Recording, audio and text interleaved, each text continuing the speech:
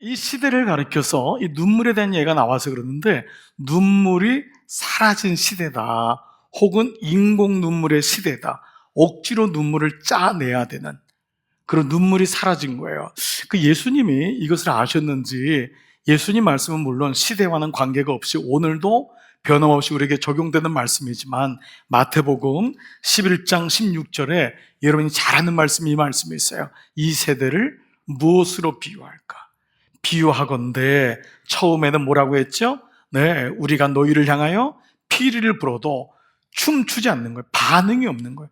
아무리 뭐 웃긴 얘기해도 가만히 있고, 뭐 슬픈 얘기해도 아무 느낌이 없이 그냥 있다는 거예요. 근데 더 가슴 아픈 건, 우리가 슬피 울어도, 예수님이 슬피 울어도 너희가 가슴을 치지 아니하였다 함과 같도다. 그러니까 우리가 어떤 마음 상태인지를 말씀하고 있죠. 심지어는 예수님이 십자가를 지고 가는 길에서 예루살렘의 여인들이 계속 훌쩍거리면서 오는 겁니다. 그러니까 그들에게 뭐라고 하죠? 자, 이렇게 말해요. 누가복음 23장 28절, 예수께서 이렇게 그들을 향하여 이르시되, 예루살렘의 딸들아, 나를 위하여 연민의 눈물 흘리지 말라는 거예요. 나는 십자가 지고 이 땅에서 너희를 위하여 죽으러 온 거예요, 예수님은. 그러니까 너희가 나를 위해서 연민의 눈물 흘리지 말고 너희와 너희 자녀를 위하여 울라. 여기는 준말이에요.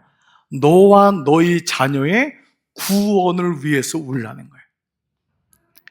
너와 너희 자녀의 구원을 위해서 슬피 울어라 라고 하는 말씀을 마지막까지 하시죠. 여러분 어떠세요? 뭔가 울어야 되지 않나요? 뭔가 지금 울음이 사라진 것 같은 내 인생에 뭔가 좀 위기는 다른 게 아니라 울음이, 눈물이 사라졌다라는 것을 알 수 있죠. 자, 오늘 본문은 여러분들이 잘 아는 종료주일에 대한 본문입니다. 우리가 이제 시기적으로 다음 주일이 종료주일인데, 종료주일은 이 종려나무가지를 흔들었다 해서 종료주일입니다. 영어로는 팜추리입니다. 팜추리 같이 된 게, 이제 예루살렘의 날씨가 이스라엘이 덥기 때문에 이 남미 지역이나 이제 플로리다 가면은 팜추리가 있잖아요. 그걸 흔들었기 때문에 팜 선데이라고 합니다.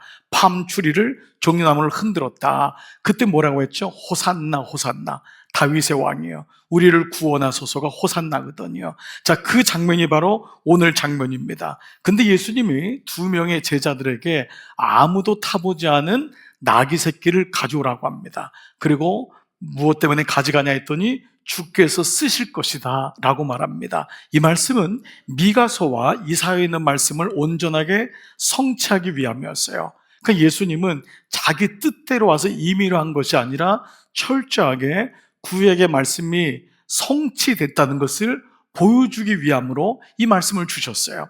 당시 6월절에 이 사람들이 워낙 예루살렘에 많이 오기 때문에 예루살렘에는 사람들의 인파로 아주 넘쳤을 것입니다. 근데 사람들이 예수님에 대한 소식을 들었을 거예요. 아니, 그 젊은 사람이 말씀을 잘 전한다며, 바리새파와 사두개인이 꼼짝 못한다며, 아니 오병이어도 기적을 일으켰다며, 아니 나병 환자도 고쳐졌다며, 아니 안진뱅이도 일어났다며, 반신반의하지만 혹시나 로마 정권으로부터 우리를 구원해 줄 메시아가 아닐까 하여 제자들과 및 아는 사람과 더불어서 사람들이 인산인해를 이루면서 그 골목길 성문으로 들어온 길을 메워줬을 거예요. 그러면서 팜추리를 흔들었던 것입니다. 이것이 오늘 본문의 배경이에요. 오늘 읽지 않았지만 이 앞에 있는 본문이 그 내용입니다. 자, 그런데 그런 가운데 예수님이 이들에게 보인 첫 번째 반응은 정치인들이나 혹은 거짓 선지자나 어떤 인기를 타는 사람처럼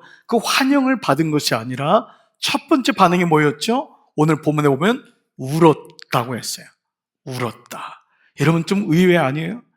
예수님을 환영하는 사람들이 있는데 예수님은 첫 번째 보인 반응이 울었다는 거예요. 그게 41절입니다. 가까이 오사 성을 보시고 펜 들고 동그라미 우시며. 자, 오늘 본문을 좀 더 한번 관찰해 보겠습니다. 41절 한번 보겠습니다. 가까이 오사 성을 보시고 우시며. 그런데 여기 우시며라는 것은 그냥 cry, 울다, 웹드라고 하기는 좀 어려워요. 왜냐하면 이 에클라우센이라고 하는 헬라의 말은 그냥 울다가 아니라 비탄에 빠져 슬피, 몹시 슬피 우는 거예요. 이 단어는 부모가 죽었을 때 쓰인다고 해도 과언이 아니에요. 그러니까 어떤 거냐 하면 꺽꺽 우는 거예요. 어떻게 감당이 안 돼가지고 막 꺽꺽 우는 게 이 단어야. 그래서 영어에도요, Jesus wept가 아니라 wept over예요. 그러니까 오버한단 말이 울음이 터져 나오는데 감당할 수 없는 울음이 이 바로 에클라우센이라는 단어예요. 그러니까 예수님이 오늘 본문에 예루살렘 성을 보시고 꺽꺽 우시는 거예요. 도대체 여러분 일반적으로 잘 이해가 안 되잖아요. 그냥 오셔서 십자가를 지시면 될 터인데 예수님이 지금 그렇게 우시는 거예요. 왜 예수님이 이렇게 꺽꺽 소리를 내서 울었을까요? 42절입니다. 이르시되 너도 오늘 평화에 관한 일, 예루살렘을 향한 말이에요. 예루살렘이란 뜻은 살롬의 성이에요. 평화의 성이란 단어예요. 그런데 그 예루살렘이 너가 오늘 너의 이름처럼 평화에 관한 일, 이 살롬이거든. 샬롬. 이스라엘 백성들이 아침에 일어나면 샬롬 이거 하잖아요. 근데 샬롬이란 단어는 구원이란 뜻도 있어요. 즉 이 원어는 구원에 이르는 길을 알았더라면 너희가 이렇게 좋을 뻔했을 텐데 너희가 너희 눈에 숨겨졌도다. 이 숨겨졌다의 원뜻은 너희가 알지 못하는도다. 이 말은 지금 주님이 예루살렘 성에 평화로 샬롬으로 구원으로 들어가셨는데도 이들은 예수님이 누군지를 모르고 있다는 것에 대한 말씀이기도 해요. 그리고 지난 구약 시간 동안 그렇게 수없이 선자를 통하여 회개할 기회를 주었는데도 그들은 선자들을 다 잡아 죽이죠.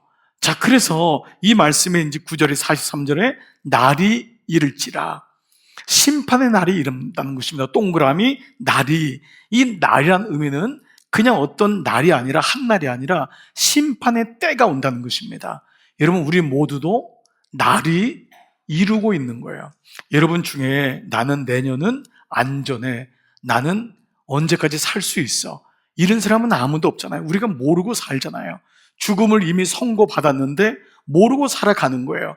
근데 날이 임하는데 어떤 날이냐, 너 원수들이 토둔을 쌓고 토성을 쌓아서 성을 공격하는 일이 일어난 거예요. 너를 둘러 사면으로 가두고 또 어떤 일이 일어났죠? 그 뒤에 보니까 자, 또 너와 및 그 가운데 있는 너 자식들이 성 밖으로 다 맺혀지는 거예요. 다 죽는 거예요. 그리고 돌 하나도 돌 위에 남지 아니하리라. 이것은 궁극적인 심판도 의미하지만 그 날이라는 것은 구체적인 그 날이에요. 이 날은 예수님이 죽으신 후에 정확하게 40년 만에 로마의 티토스 제너럴 티토스, 디도 장군이 군사를 이끌고 와서 예루살렘을 함락시킵니다. 싹 다 죽여요. 이때 완벽하게 무너져요. 그러면 예수님 당시에는 아직은 나라는 있는 거예요. 식민지 국가로 분봉왕도 있고 이스라엘 나라도 있어요. 그런데 이제는 40년 후에 로마가 와서 완전히 다 죽입니다. 그러면서 그때부터 이스라엘은 나라가 없어지고 1948년에 시오니즘으로 이스라엘이 생기기까지 2000년 동안 나라를 잃는다는 게 그때부터예요. 그러니까 AD 바로 요때, 바로 요 무렵에 주님께서 70년, 72년경 그때잖아요. 그때 완전히 무너지는 것을 말씀하고 있어요. 자, 그래서 44절 후반절에 이는 너가 보살핌을 받는 날 그때를 알지 못한다. 그런데 여러분 저같이 이 성경을 가지고 있는 분은 요 밑에 보면 1번 관주가 밑에 있어요. 심판이라고 단어가 나와 있어요. 너가 심판받는 날을 알지 못함을 인함이라. 모르는 거예요. 늘 평안할 줄 아는 거예요. 근데 이 단어가 심판받는 날은 주님이 또 역으로 말하면 찾아오신 때를 알지 못하는구나, 구원의 때를 알지 못하는구나 라고 하는 말씀을 주님이 주십니다. 그러니까 여러분 예수님이 예루살렘에 가서 꺽꺽대면 소리를 주셨던 것은 이 땅의 장차가 어떻게 될지를 주님은 미리 보신 거예요. 미리 알고 있었던 거예요. 구원의 때를 얘기하시고 이제 당신이 친히 왔는데도 예루살렘은 당신을 죽입니다. 예수님의 울음의 3번의 기록이 구원의로의 울음이라면, 눈물이라면 이 말씀은 구원의로의 눈물로 우리를 초청하고 있다는 거예요. 예수님이 울었다는 그 눈물이 구원의 눈물이라면 우리를 구원의로의 눈물로 초청하고 있는 말씀을 우리는 짐작하게 되는, 유추하게 되는 거예요. 자, 이게 무슨 말씀인지 한번 나눠볼게요. 우리는 이 예수님의 눈물을 통해서 지난주에 말씀드렸는데 성경을 보는 가장 중요한 눈이 율법과 복음의 관계라고 했어요. 여러분, 이 부분이 지금 명확하지 않더라도 계속 좀 말씀을 좀 떠올려 보세요. 율법과 구원의 관계를 알지 못하면, 제가 오죽했으면 성경을 100독하거나 100번 여러분 필사하는 것보다, 그거를 제가 폄하하는 게 아니라 이 관계를 모르면 그냥 읽고 그냥 쓸 수 있다는 거예요. 그 정도로 강조를 하는 것은 성경의 구조가 율법과 복음의 관계인데, 그러면 율법은 안 좋은 것, 복음은 좋은 것이라고 우리는 선입관을 가질 수 있습니다. 그렇다면 구약은 필요 없을까요? 그렇지 않습니다. 구약은 첫 번째 계시예요, 율법은. 그래서 이 율법을 통해 우리는 복음을 듣기 전에 말씀을 듣게 돼 있어요. 우리는 복음을 받기 전에 하나님이 어떤 분인지를 율법을 통해서 알게 된다는 것입니다. 율법은 그 자체로 나쁜 것이고 복음은 좋은 것이 결코 아니라는 것이에요. 복음이 없을 때 우리는 율법을 통해서 하나님이 어떤 분인지를 알게 돼요. 그래서 율법을 거울이라고 했어요. 명경지수라고. 거울에 비춰진 나의 모습을 통해서 나는 율법을 통해서 내 모습이 어떤지를 보게 돼요. 그런데 율법을 주신 가장 명확한 이유는 뭐냐면, 율법을 지킬 수 없는 나의 한계를 발견하기 위함이에요. 이게 율법을 주신 거예요. 율법은 다 지켜야 되는 것을 기존으로 깔고 있지만 율법은 지킬 수가 없어요. 한 젊은 관원이, 부자가 내가 율법을 다 지켰습니다라고 할 때 뭐라 그러죠? 그러면 너 재산을 다 팔아서 가난한 사람에게 주어라고 했는데 이 두 가지는 다 할 수가 없는 거예요. 율법을 다 지킬 수가 없어요. 그러나 이 사람은 스스로를 속이고 있는 거예요. 율법을 보면서 우리는 십계명을 보면 지켜야지라고 하지만 동시에 지킬 수 없는 나를 보게 되는 거예요. 이게 율법을 주신 이유입니다. 그래서 율법을 통해서 지키는 은혜도 경험하지만 지킬 수 없다고 하는 절망과 실패를 경험하게 돼요. 그때 우리는 율법에서부터 복음으로 가는 시작이 일어나는 것입니다. 만약에 그렇다면 구약만 필요할 거예요. 신약은 필요 없을 거예요. 그래서 구약을 가리켜서 보통 배도와 좌절의 역사라고 해요. 실패 역사. 이 구약은 이스라엘의 배도, 하나님을 떠난 것을 그들의 역사를 통해 보는 거예요. 어떤 분이 이렇게 말해요. 목사님, 우리나라 역사도 모르는데 이스라엘 역사를 이렇게 배워야 됩니까? 이스라엘의 역사를 배우라는 게 아니에요. 이스라엘의 처절한 배도를 배우라는 거예요. 그게 우리 모습이기 때문에. 그렇게 돌아서고 실패했을 때 비로소 신약이라고 하는 복음으로의 초청과 응답을 그때 비로소 알게 되는 거예요. 복음은 뭐냐면, 울고 있는 우리에게 너가 내게로 오라, 내가 놀러야 대신 울어주겠다, 짐을 져주겠다고 하는 말씀인 거예요. 자, 그런데 이때 눈물의 변화가 일어나요. 수고하고 무거운 짐은 엄밀하게 말하면 나의 눈물인 거예요. 여러분, 이 땅에서 가장 불쌍한 사람이 누구예요? 나예요. 가장 기도가 필요하고 도움이 필요한 사람이 누구예요? 내 자식이에요. 우리는 모두가 나를 향한 눈물을 흘릴 수밖에 없는 거예요. 그 눈물을 흘리는 거예요. 아파하는 거예요. 직장 때문에, 돈 문제 때문에, 가난 때문에 여러 가지로 아파요. 수고하고 무거운 거예요. 그런데 그 눈물 때문에 우리가 주님 앞에 나오게 되죠. 내 눈물 때문에, 아픔 때문에. 그런데 이때 비로소 주님 앞에 나오면서 나의 눈물이 주님을 향하여 바뀌어요. 하나님을 향하여 바뀌는 거예요. 나의 눈물이 바뀌는 거, 이걸 가리켜서 회개의 눈물이란 단어를 써요. 여러분, 이것이 주님을 만나는 아주 중요한 이 통로예요. 아주 중요한 과정이에요. 인생의 거듭남이 오는 거예요. 그동안 나만 제일 불쌍하고 내 인생에 무거운 짐을 졌는데 어느 날 주님 앞에서 오면서 내 인생의 주인이 내가 아니구나라는 것을 깨닫게 됩니다. 이거는 너무 중요한 거예요. 그때 우리 인생이 거듭나게 되는 거예요. 그래서 born again 되죠. 그때 하나님이란 분이 내 인생 속에 들어오게 됩니다.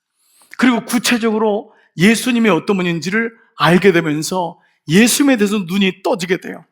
이때 일어나는 것을 가리켜서 다시요, 회개의 눈물이라고 했던 거예요.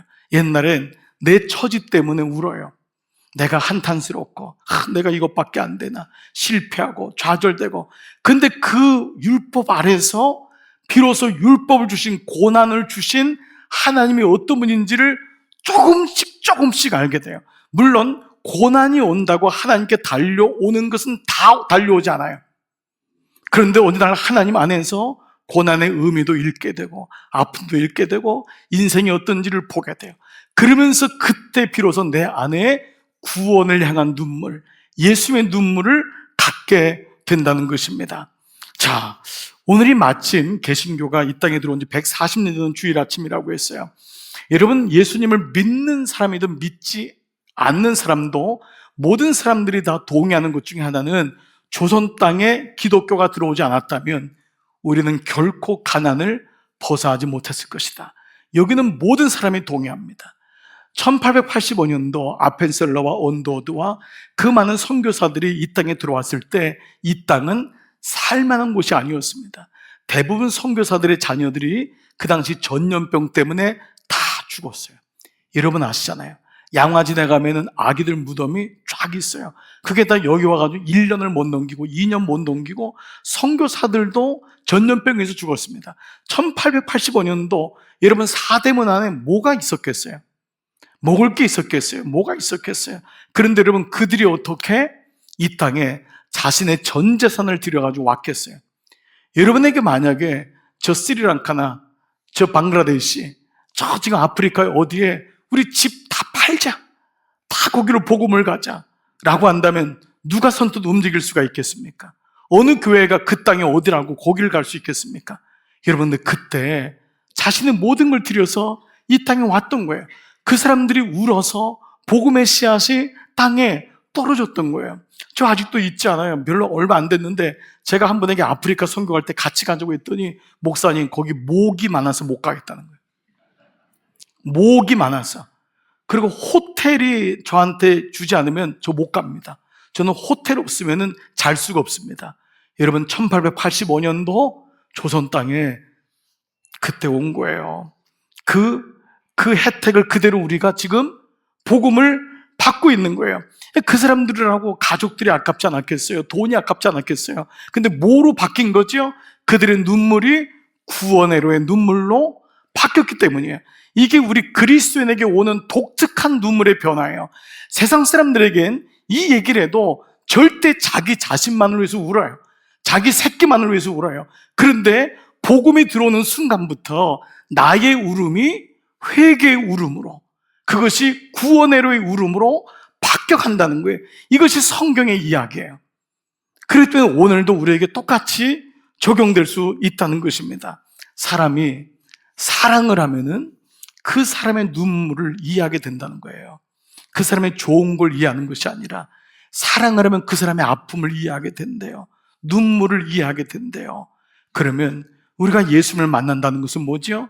하나님이 어떤 분인지, 예수의 눈물이 뭔지를 알게 되는 것입니다. 패션이라고 하는 영화 보면은 맨 마지막에 예수님이 운명하실 때 여러분 그 장면을 기억하시나요? 하늘에서 눈물이 톡 떨어지는 장면을 짓습니다. 그럼 멜 깁슨이라는 그 사람은 어떻게 그걸 생각할 수 있었을까? 바로 하나님의 눈물이라는 것을 잊지 않았기 때문에 그래요. 이 땅에 떨어진 하나님의 눈물, 그것이 구원의로의 눈물이었다는 거예요. 우리의 눈물이 지금 어디 있는지를 보여주고 있습니다. 그런데 이때 놀라운 은혜가 있어요. 하나님이 우리의 눈물을 모르실 바가 없는데 그 눈물이 멈춰지지 말고 회개의 눈물로, 그리고 구원의 눈물로 가기를 원하시는데, 이때 우리 안에서 어떤 역사가 있냐면 성령께서 하시는 일이 있어요. 성령께서, 예수님의 영이 우리 안에서 어떤 일을 하시냐면 로마서 7장 8장에 있는 말씀이에요. 자, 한번 볼까요? 로마서 8장 26절, 이와 같이 성령도 우리의 연약함을 도우시나니. 우리가 마땅히 기도할 바를 알지 못해요. 우리가 뭘 위해서 울어야 될지 모르는 거예요. 지금 죽겠는데도 울지를 못하는 거예요. 여러분 그럴 때 있잖아요. 우리가 자식을 위해서 기도하는데도 뭘 위해서 기도할지 모르겠는 거예요.